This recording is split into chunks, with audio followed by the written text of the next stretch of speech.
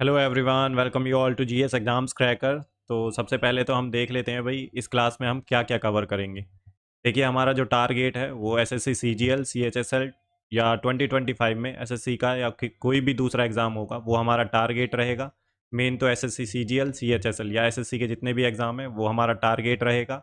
और देखिए, हमने एक नई सीरीज़ स्टार्ट करी है प्रीवियस ईयर क्वेश्चंस के लिए। जितने भी पिछले सालों के क्वेश्चंस आए हैं एसएससी में, जी के जीएस के, ठीक है, आपके जितने भी एग्ज़ाम होते हैं सीएचएसएल, एमटीएस या जीडी, जितने भी आपके एग्ज़ाम होंगे सबके जो है इम्पोर्टेंट क्वेश्चन हैं जो प्रीवियस ईयर के पिछले सालों में, वो सारे इंक्लूड कर लिए हैं मैंने।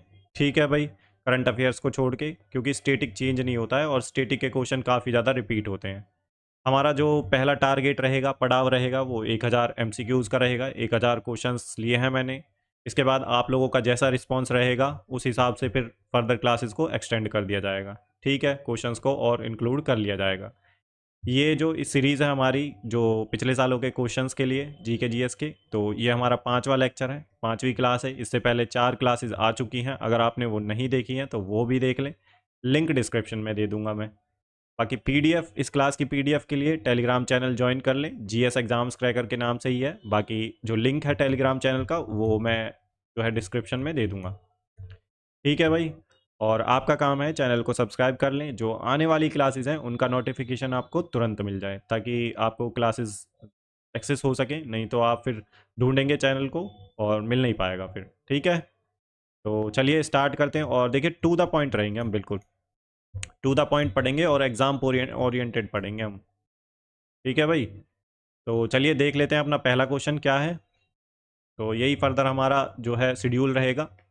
इसके अलावा अगर आप करंट अफेयर्स पढ़ना चाहते हैं तो स्पीडी की जो आपकी मैगजीन आती है, स्पीडी की जो मैगजीन आती है, पूरे 1 साल का करंट अफेयर्स मैंने कवर करा दिया है। ठीक है, वो चल रही है सीरीज़, आप उसे भी एक बार देख लें अगर नहीं देखी है तो। वो तो क्लासेस पड़ी हुई हैं भाई उसकी भी चैनल पे, तो आप ज़रूर देख लें। 3 क्लासेस हो चुकी हैं, फर्दर अभी चल रही है वो सीरीज़। तो स्पीडी का आपका सारा करंट अफेयर्स मैंने कवर करा दिया है। ठीक है, तो आपके लिए वो बहुत ही ज़्यादा बेनिफिशियल रहेगी 2025 के एग्ज़ाम्स के लिए। तो चलिए देख लेते हैं अपना पहला क्वेश्चन क्या है। तो पहला क्वेश्चन कह रहा है भाई, प्रधानमंत्री रोजगार प्रोत्साहन योजना इज़ बीइंग इम्प्लीमेंटेड सिंस। तो प्रधानमंत्री रोजगार प्रोत्साहन योजना कब से लागू की जा रही है? तो ये 2016 से लागू की जा रही है भाई।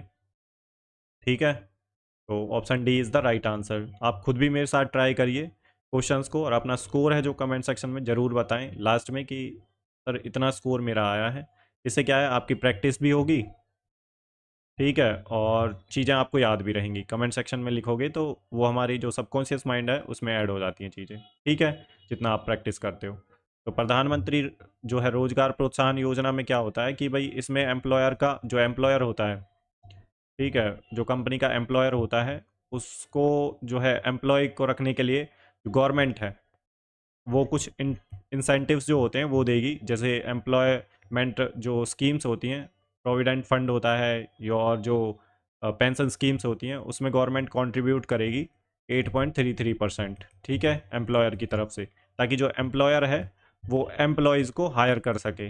ठीक है, जॉब प्रोवाइड कर सके। तो किन पे लागू हो गए? जिनकी 15,000 सैलरी है, अनऑर्गेनाइज जो वर्कर होते हैं उन्हें ऑर्गेनाइजेशन में लाने के लिए। तो जिनकी 15,000 सैलरी है या उससे कम है, 15,000 है या उससे कम है, उनके ऊपर लागू होगा।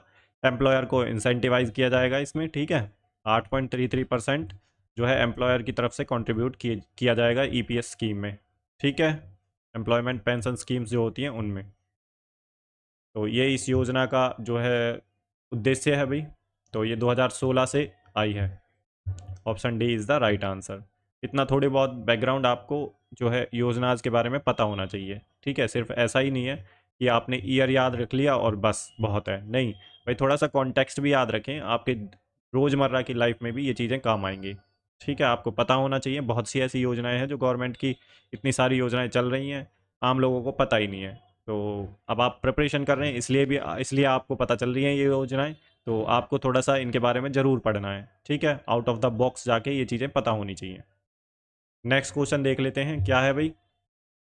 Where were the first Asian Games held in India, तो भारत में पहले एशियाई खेल कहाँ आयोजित किए गए थे? तो ये बहुत बार रिपीट हुआ है और एसएससी सीजीएल 2024 के क्वेश्चन है भाई ये। ठीक है, मिक्स क्वेश्चन है, ऐसा नहीं है उस शिफ्ट के हैं इस शिफ्ट के हैं, तो सारे मिक्स क्वेश्चन है जो इंपॉर्टेंट है। तो ये क्वेश्चन काफ़ी ज़्यादा रिपीट हुआ है, आरआरबी में भी रिपीट हुआ है, आरआरबी में भी आया है और एसएससी में भी पूछा गया है ये क्वेश्चन, इवन स्टेट पीसीएस में भी पूछा गया है, स्टेट पीसीएस में। और ये सीजीएल 2024 का क्वेश्चन है। अब आप देख लो ये कितना इंपॉर्टेंट क्वेश्चन है। तो इसका जो आंसर है भाई new Delhi, option A is the right answer.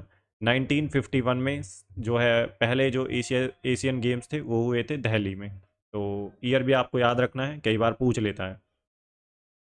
Next question देख लेते हैं क्या है भाई हमारा। In August 2024 who bid farewell to the Supreme Court become the first women chief justice of the High Court for the state of Telangana and was the ninth woman to be elevated to the Supreme Court of India। Important question है भाई, 2024 में CGL में पूछा गया है। अगस्त 2024 में जिन्होंने सर्वोच्च न्यायालय को विदाई दी, तेलंगाना राज्य के लिए उच्च न्यायालय की पहली महिला मुख्य न्यायाधीश बनी और क्या भारत की सर्वोच्च न्यायालय में पदोन्नत होने वाली 9वीं महिला थी। तो नाम बताना है आपको। तो ट्राई करिए इस क्वेश्चन का आंसर देने के लिए भाई, कमेंट सेक्शन में ज़रूर लिखें आंसर आप। ठीक है, तो इसका जो आंसर है वो है हीमा कोहली। देखिए आपको 10 से 15 सेकंड का टाइम दिया जाएगा, आप खुद भी ट्राई करिए, एज ए मॉक टेस्ट लेना है इसको। ठीक है, तो मॉक टेस्ट की तरह आप ट्राई कर सकते हैं इसको, 10 से 15 सेकंड मैं आपको दे दूंगा। तो हीमा कोहली इसका आंसर है, ये इंपॉर्टेंट क्वेश्चन है। नेक्स्ट क्वेश्चन देख लेते हैं क्या है भाई हमारा। तो which of the following sports was included as a discipline in the 11th Asian Games Beijing 1990।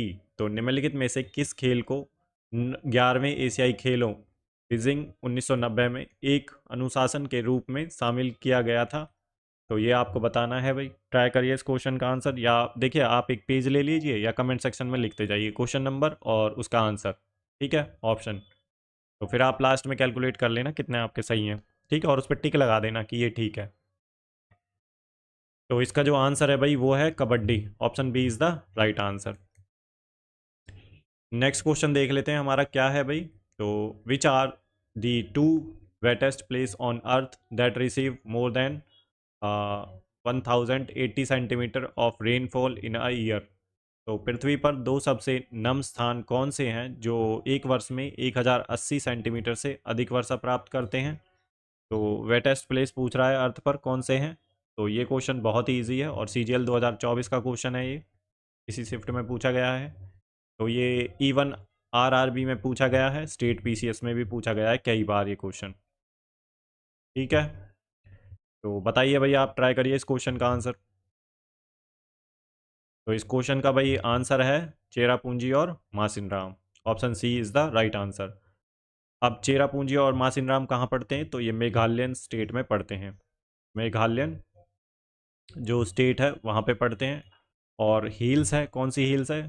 तो खासी जो हिल्स है उस पे पढ़ते हैं ये दोनों प्लेस, चेरापूंजी और मासिन राम। ठीक है, बाकी तीन हिल्स हैं, गारो, खासी और जयंतिया, ये आपको ध्यान रखनी है, तीनों पड़ती हैं मेघालय में, गारो खासी जयंतिया। ठीक है, ये वेस्ट में है, ये मिड में है, ये ईस्ट में है, ऐसे ध्यान रखना है आपको। तो खासी में पढ़ते हैं दोनों, चेरापूंजी और मासिन राम। नेक्स्ट क्वेश्चन देख लेते हैं अपना क्या है भाई।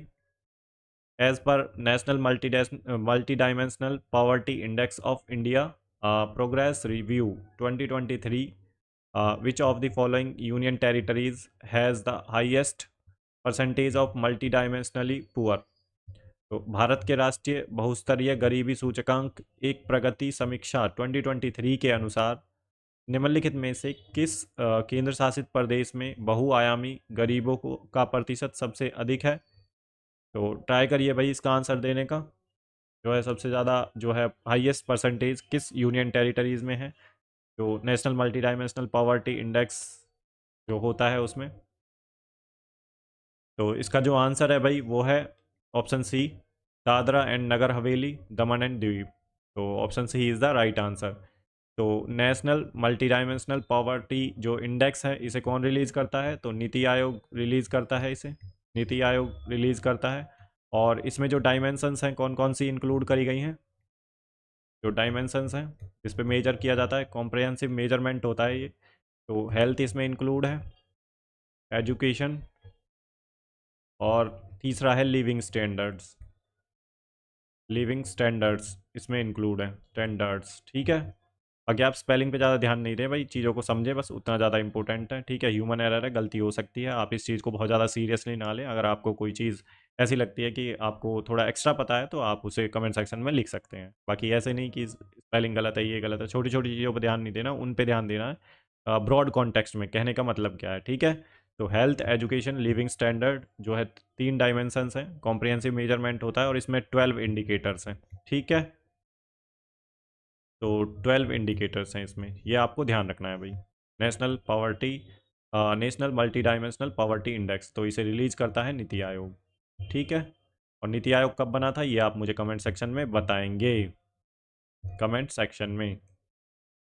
और नीति आयोग ने किस जो कमीशन है उसे जो है रिप्लेस किया है, ये भी आप बताएंगे।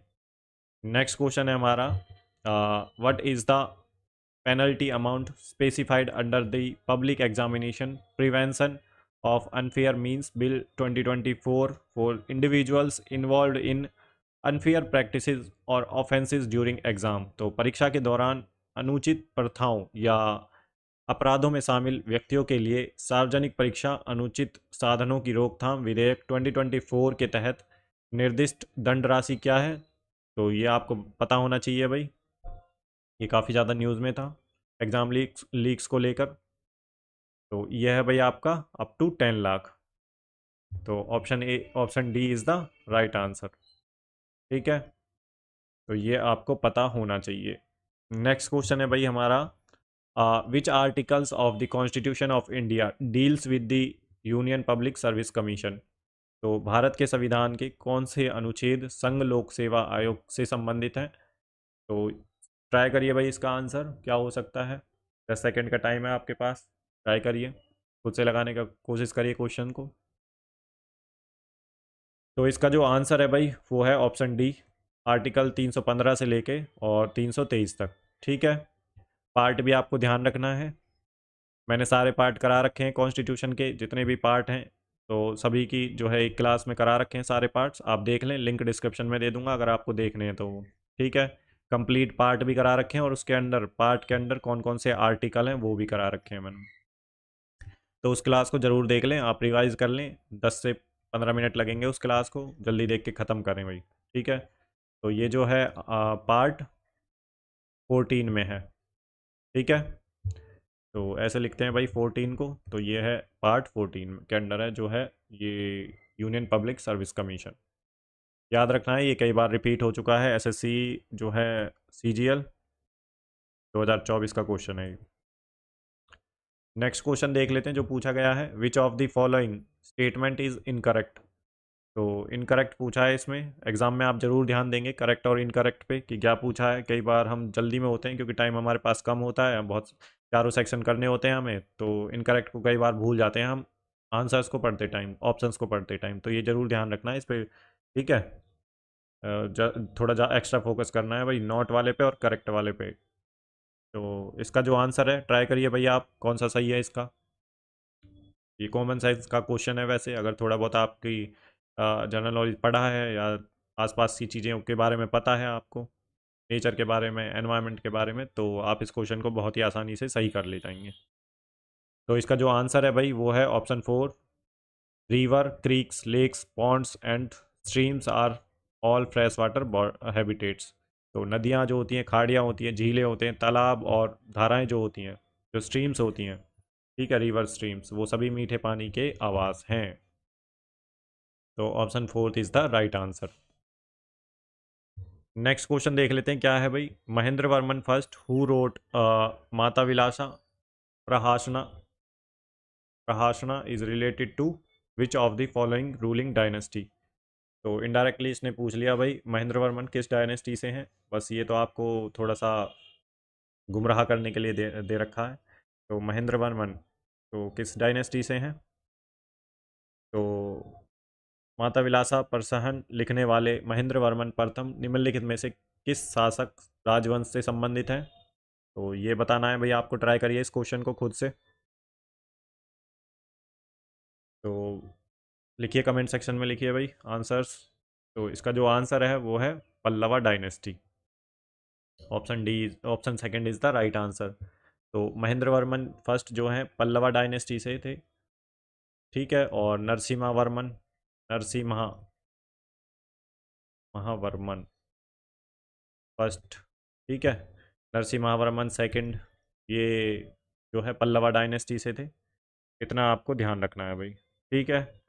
और इनकी जो कैपिटल थी पल्लवाज की वो कौन सी थी? तो कांचीपुरम इनकी कैपिटल थी। कई बार पूछा है एग्जाम में, तो ये आपको ध्यान रखना है, कांचीपुरम। चालुक्याज की कैपिटल थी बादामी, बादामी। और इसके जो फाउंडर थे वो कौन थे भाई? वो आपको बताना है कौन है, सोचिए आप। तो चालुक्याज के जो फाउंडर थे वो कौन थे? कमेंट सेक्शन में बताओ आप, मैं नहीं बता रहा भाई कौन है, ठीक है। या आप मुझे बताएंगे कमेंट सेक्शन में। भैया एंशियंट हिस्ट्री पढ़ी होगी आपने, ठीक है। तो आपको ज़रूर याद रखनी है कि किसने जो है फाउंड किया ये डायनेस्टी, चालुक्य डायनेस्टी। उससे भूति जो डायनेस्टी है ये जो है कहाँ थी? तो ये नॉर्थ इंडिया में थी भाई, ठीक है, 712 के आसपास। और ठीक है, इतना पता होना चाहिए भाई, पल्लवा डायनेस्टी के बारे में पता होना चाहिए। चालुक्याज की कैपिटल बादामी। और पुष्यभूति जो डायनेस्टी है नॉर्थ इंडिया में, थानेश्वर इसकी कैपिटल थी, थानेश्वर, थानेश्वर। और फाउंडर कौन थे इसके? जो पुष्यभूति डायनेस्टी है, प्रभाकर वर्धन, प्रभाकर वर्धन, ठीक है। तो इतना आपको पता होना चाहिए। चालुक्य के बड़े फेमस हैं वो, ठीक है। तो आपको पता होना चाहिए भाई इसके जो फाउंडर है चालुक्य डायनेस्टी के। बादामी मैंने कैपिटल बता दी है, तो आप कमेंट सेक्शन में ज़रूर बताएंगे मुझे, नहीं पता तो गूगल कर लीजिए और फिर लिखिए, चीज़ें याद रहेंगी भाई आपको। नेक्स्ट क्वेश्चन देख लेते हैं क्या है भाई। तो who is considered the highest law officer of the state in India? तो भारत में राज्य का सर्वोच्च कानून अधिकारी किसे माना जाता है? तो कौन है भाई स्टेट में जो सबसे हाईएस्ट लॉ ऑफिसर होते हैं? तो एडवोकेट जनरल हैं भाई ये जो होते हैं। और ये किस आर्टिकल में है? आर्टिकल 165 में है। इनके फंक्शंस दे रखे हैं, अपॉइंटमेंट दे रखी है, ठीक है। तो इतना आपको ध्यान रखना है। बाकी जो अब मैंने बता ही दिया इसका आंसर भाई, एडवोकेट जनरल। अच्छा, अब आप मुझे दूसरी चीज़ बताएंगे कि सेंटर में, सेंटर का सबसे हाईएस्ट लॉ ऑफिसर कौन होता है? ये क्वेश्चन आप मुझे बताएंगे कमेंट सेक्शन में इसका आंसर, ठीक है। आप ट्राई करिए, इसी में से है इसका आंसर। तो ये क्वेश्चन ट्राई करिए आप क्या है। तो इसका जो आंसर है भाई अटॉर्नी जनरल, ठीक है। तो सेंटर का जो हाईएस्ट लॉ ऑफिसर होता है वो अटॉर्नी जनरल होता है। और आर्टिकल 76 में दे रखा है इनके बारे में, आर्टिकल 76 में, ठीक है। किसी भी कोर्ट में ये पार्टिसिपेट कर सकते हैं, बैठ सकते हैं, सुन सकते हैं हियरिंग्स। और इसके अलावा देखिए जो अटॉर्नी जनरल हैं इनके जो फंक्शंस दे रखे हैं, अपॉइंटमेंट दे रखी है, वो सब दे रखा है इसमें, ठीक है। नेक्स्ट क्वेश्चन देख लेते हैं क्या है भाई।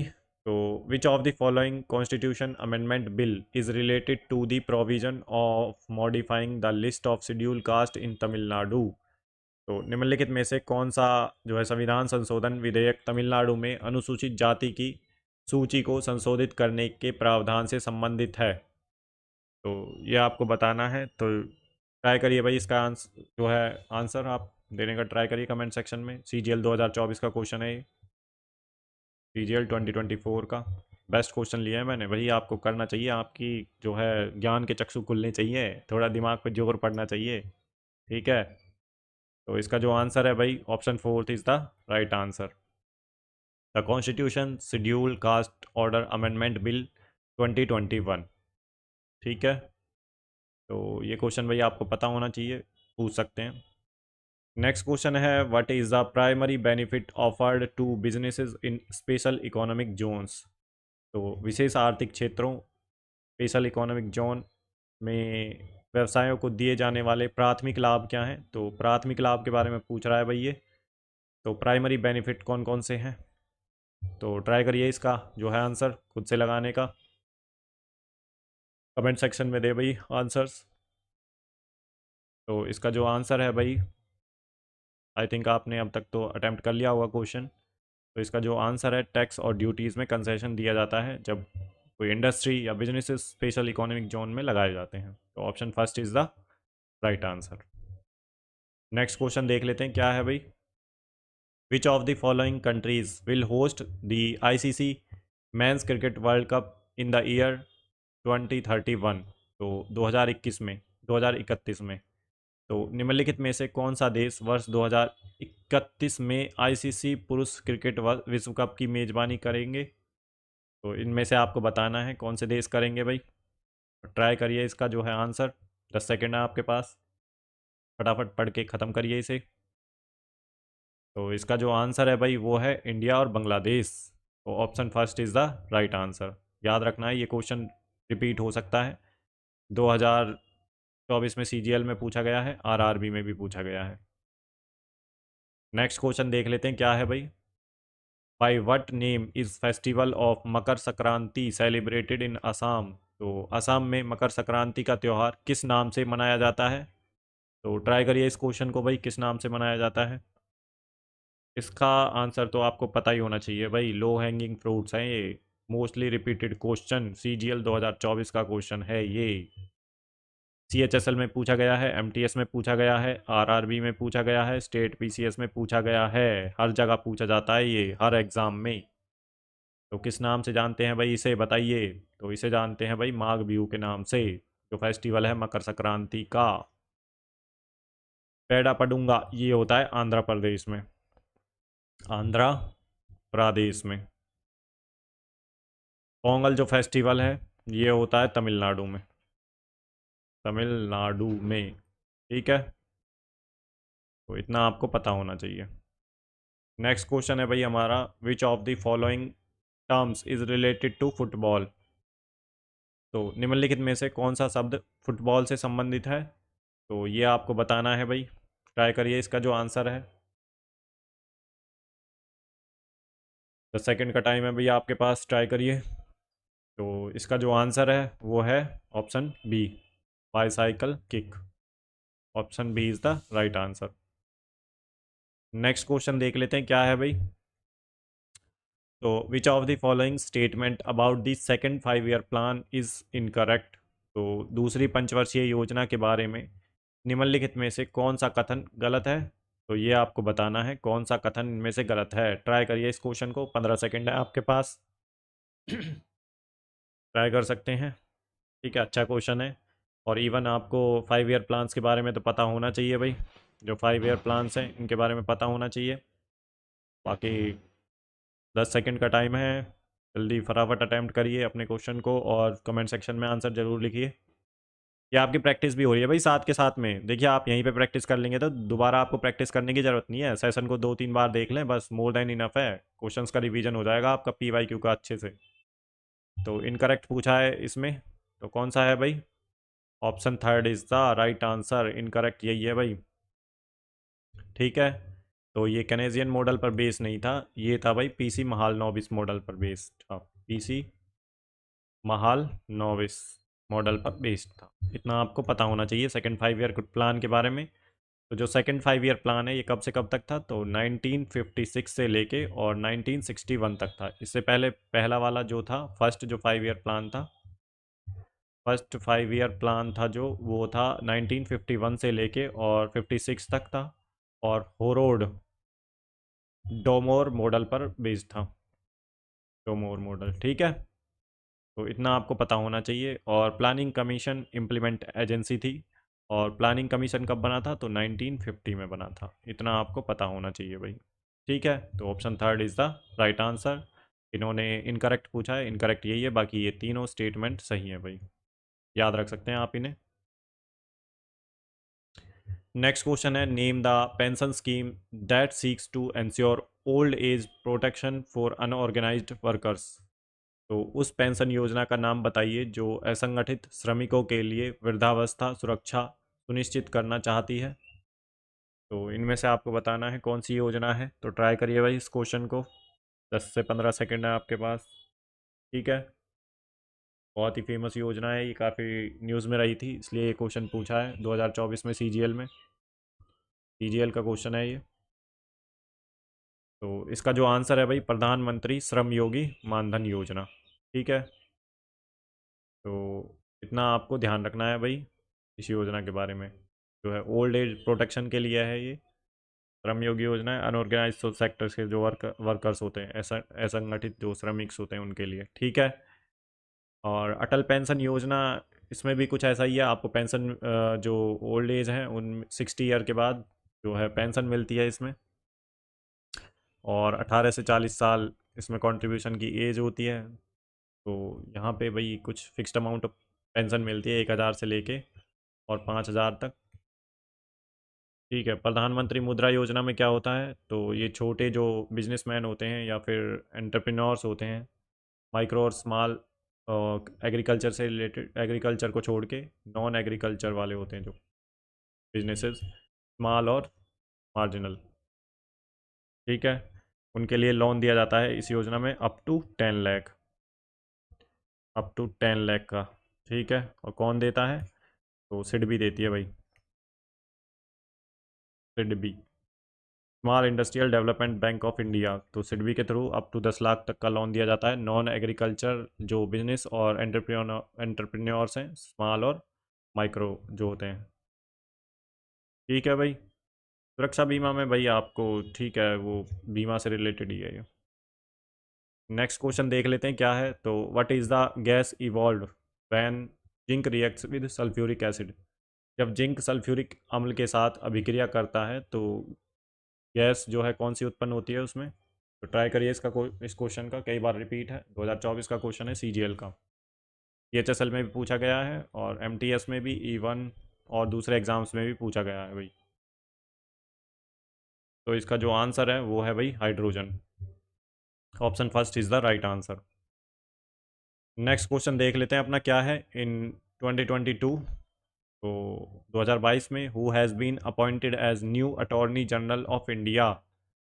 तो 2022 में किसे भारत का नया अटॉर्नी जनरल जो है नियुक्त किया गया है। तो ये क्वेश्चन बहुत ही इंपॉर्टेंट है भाई, अपॉइंटमेंट से क्वेश्चन पूछता ही पूछता है। तो आपको क्या करना है, क्वेश्चन को अटैम्प्ट करिए भाई आप। तो अपॉइंटमेंट में क्या है, जो भी नई अपॉइंटमेंट होंगी, नई अपॉइंटमेंट किसी भी कॉन्स्टिट्यूशनल बॉडी जो होगी उस पर कोई नई अपॉइंटमेंट होती है, या बहुत ही फेमस ऑर्गेनाइजेशन है उसमें अगर कोई अपॉइंटमेंट होती है, आर्म फोर्सेस में अगर कोई अपॉइंटमेंट होती है हायर पोस्ट पे, तो वो आपको ज़रूर ध्यान रखनी है, जो न्यूज़ में है 2024 में और 2025 में। तो ये आपके लिए इम्पोर्टेंट हो जाती हैं, या कोई एक्सरसाइज हुई है, ठीक है, तो मिलिट्री लेवल की, ठीक है, मल्टीलैटरल जो एक्सरसाइजेज होती हैं वो भी आपको पता होनी चाहिए, आर्मी की हुई है, नेवी की हुई है, या फिर एयरफोर्स की हुई है, तो एक्सरसाइजेज आपको ध्यान होनी चाहिए, पता होनी चाहिए जो भी न्यूज़ में है।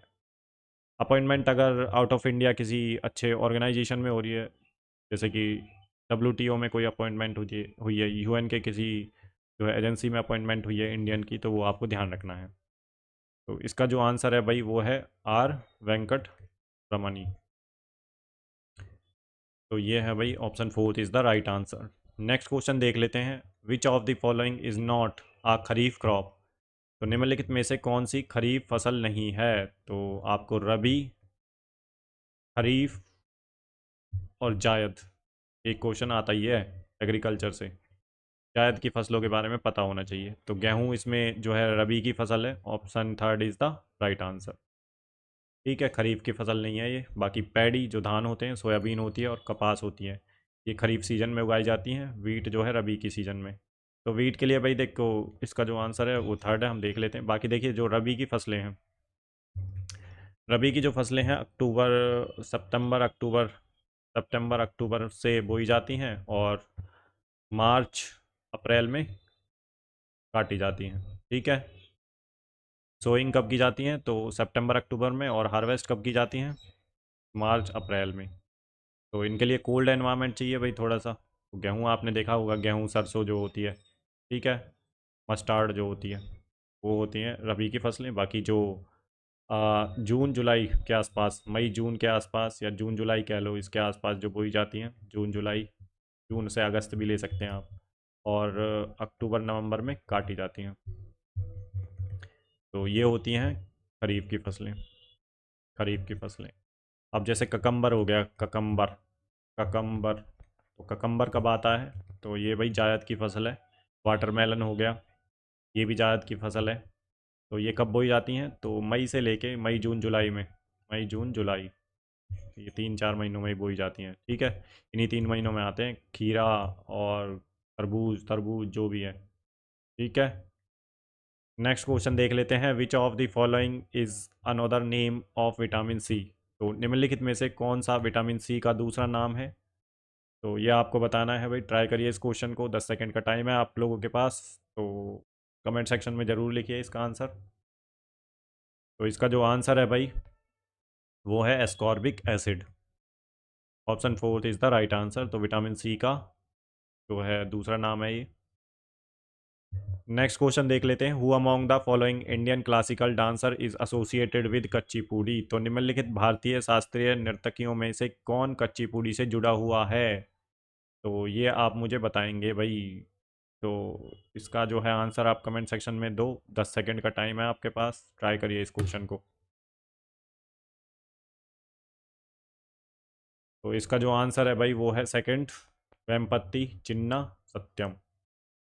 ये जो है एसोसिएटेड हैं कच्चीपुड़ी डांस से। तो इतना आपको ध्यान रखना है, जो क्लासिकल हमारे डांस हैं वो आपको पता होने चाहिए, उनके एक्सपोनेंट कौन हैं उनका बारे में भी पता होना चाहिए, ठीक है। एक्सपोनेंट्स कौन कौन है? तो कच्चीपुड़ी होता है आंध्र प्रदेश में, प्रदेश में। टोटल जो है 9 क्लासिकल डांस हैं, और 9 के 9 के बारे में पता होने चाहिए, किस स्टेट में होता है और कहाँ पे होता है, ठीक है। इनका स्टेटस स्टेटस जो देती है क्लासिकल डांस का, तो संगीत नाटक अकादमी है जो इनका स्टेटस देती है, ठीक है।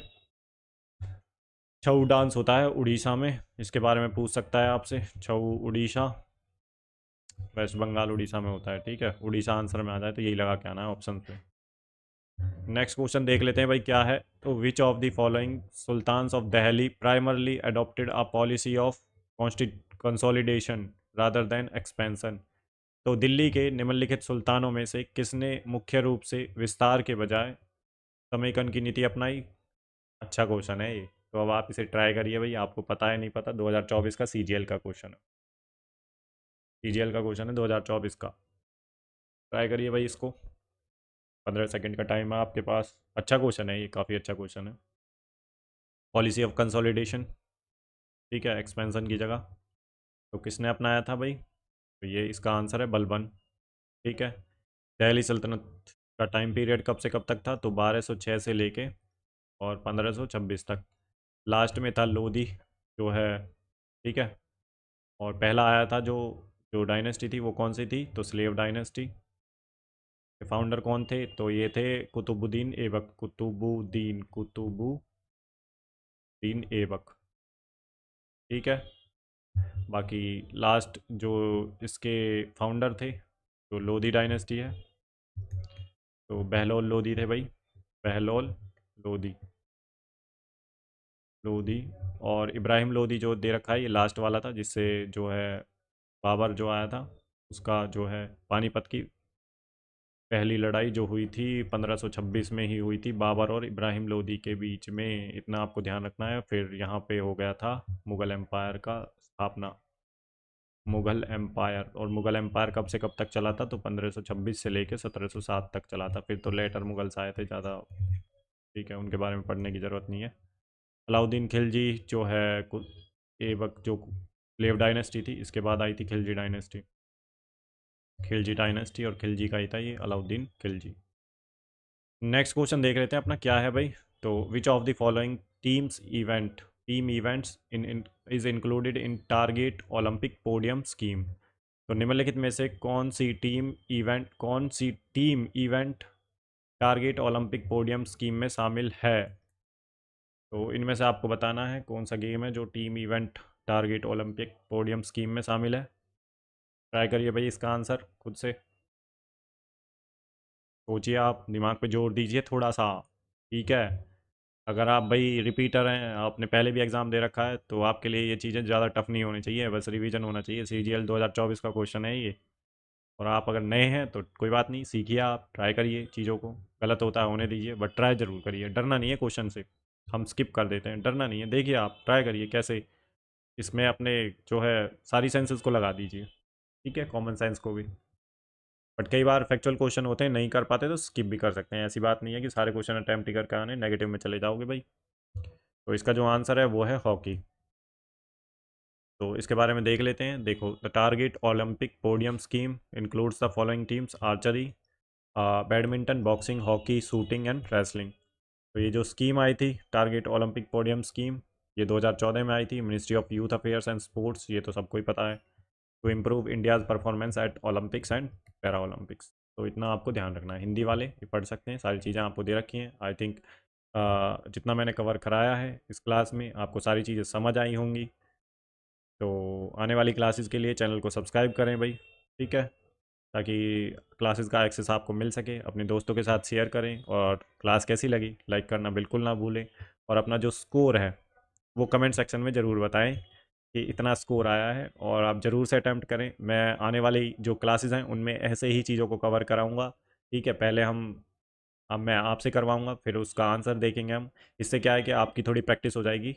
ठीक है, आपको जो है एग्ज़ाम में दिक्कत नहीं आएगी क्वेश्चंस को प्रैक्टिस करने की। कई बार ऐसा होता है कि हम पढ़ते जाते हैं, पढ़ते जाते पढ़ते जाते प्रैक्टिस करते नहीं है, तो एग्ज़ाम में फिर सब कुछ नया लगता है। तो यहाँ पे वो चीज़ कर लेंगे। बाकी आप मुझे सजेस्ट कर सकते हैं कि सर नहीं, प्रैक्टिस नहीं करनी है हमें, सीधा पढ़ाओ, या आप जैसे बोलेंगे ऐसे हो जाएगा, टेंशन ना लें इस बात की। ठीक है, बाकी आप दूसरी क्लासेस भी देख सकते हैं, करंट अफेयर्स ज़रूर देखें। जो स्पीडी का मैं करंट अफेयर्स करा रहा हूँ पूरे साल का, 1 ईयर का, एक भी क्वेश्चन नहीं छोड़ूंगा। 812 क्वेश्चन है उस मैगजीन में, 812 के 812 निपटा देंगे हम। ठीक है, तो चलिए भाई, यहीं पे हम अपनी क्लास को समाप्त करते हैं, मिलते हैं नेक्स्ट क्लास में। तब तक के लिए अपना ध्यान रखिए, गुड बाय, जय हिंद।